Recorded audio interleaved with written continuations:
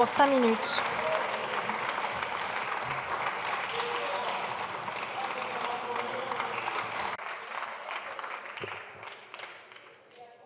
Madame la Présidente, Monsieur le Ministre, Monsieur le Président de la Commission, Monsieur le Président, Monsieur le rapporteur, chers collègues.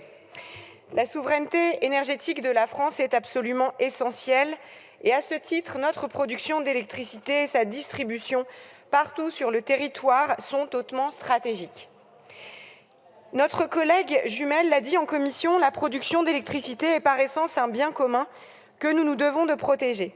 Elle n'est pas stockable, on ne peut pas s'en passer, elle est essentielle à la réalisation de besoins. Sa production et sa consommation relèvent de questions de souveraineté.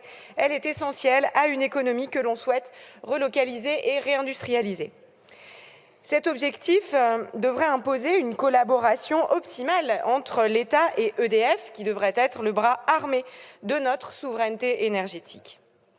Or, ce qu'EDF a vécu depuis une quinzaine d'années, entre les conséquences des règles iniques de fixation des prix du marché européen de l'électricité et les décisions contradictoires des gouvernements successifs depuis 2012 de François Hollande puis d'Emmanuel Macron, notamment à l'égard de la filière nucléaire, ont considérablement fragilisé notre fleuron industriel.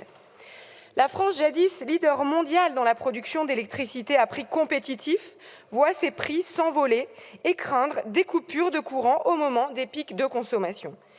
La production d'électricité d'EDF a été historiquement faible en 2022, la France devenant importatrice nette d'électricité alors qu'elle fut le deuxième plus gros exportateur mondial. Des industriels ont même dû stopper leur production pour rendre de l'énergie au réseau et éviter de voir exploser leurs coûts d'électricité. Les Français ne parviennent plus à payer leurs factures. Voilà le bilan d'Emmanuel Macron en matière énergétique. C'est catastrophique. Pardonnez-moi, je n'ai pas d'autres mots.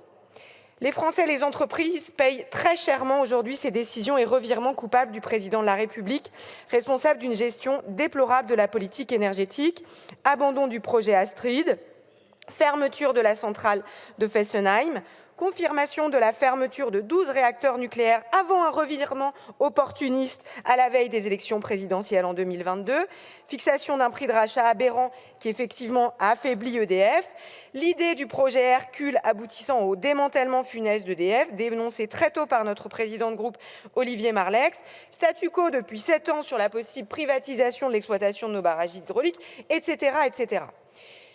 Malgré l'abandon du projet Hercule et les engagements répétés du gouvernement à ne pas démanteler EDF, nous n'avons aucune confiance dans les choix de politique énergétique du chef de l'État et encore moins de ses choix en matière stratégique pour EDF. Erreurs, revirements, changements de cap ont été trop nombreux depuis 12 ans. La facture est trop lourde pour les Français et pour nos entreprises. Le risque trop grand pour EDF qui doit faire face aux enjeux de transition écologique et d'électrification de notre industrie. Le Parlement doit reprendre la main sur cette question. L'objectif de cette PPL est de se prémunir du risque de démantèlement d'EDF. La détention programmée d'EDF à 100% par l'État est souhaitable pour préserver EDF d'influence étrangère et sortir de la logique du marché pour sécuriser une production aussi stratégique, mais elle n'empêchait pas un possible démantèlement, c'est l'objectif de cette PPL. Le second objectif essentiel de cette proposition de loi est de protéger nos TPE, agriculteurs et petites communes de toute envolée de prix du marché. Elle permettra d'étendre le bénéfice des tarifs réglementés de vente d'électricité à l'ensemble des petites communes et TPE sans considération de puissance de leurs compteurs électriques. Nous pensons bien évidemment à nos boulangers. Cette proposition de loi, à elle seule, ne suffira pas à redonner un élan à EDF, mais elle doit permettre d'en finir avec des années de saccage de notre politique énergétique et de refaire d'EDF un acteur majeur au service de notre souveraineté. C'est la raison pour laquelle les parlementaires, les Républicains, ont toujours voté, dès le début, pour cette proposition de loi, à l'Assemblée comme au Sénat, avec des amendements acceptés par nos collègues Brun et Jumel, que je remercie pour leur engagement et leur détermination, que nous avons, chez les Républicains, toujours soutenu.